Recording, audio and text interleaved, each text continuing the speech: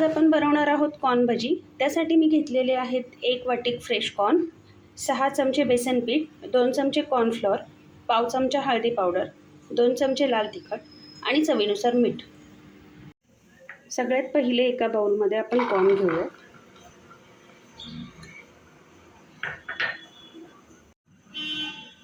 त्यानंतर त्यामध्ये घेऊयात आपण बेसन पीठ,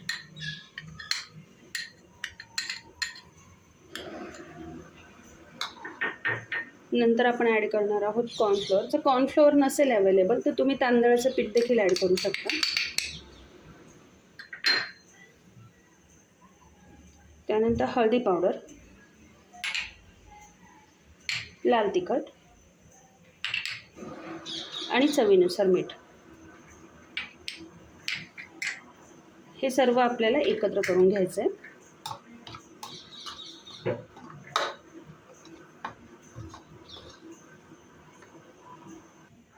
त्यानंतर आपण त्याच्यामध्ये गरजेनुसार पाणी ॲड करूया आणि हे व्यवस्थित एकत्र भिजवून घेऊया।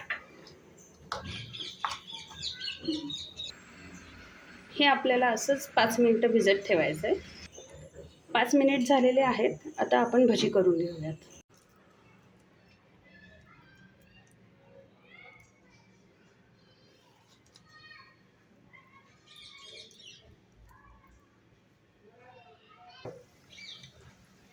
छान गोल्डन ब्राउन होईपर्यंत आपल्याला भजी तळून घ्यायची आहेत।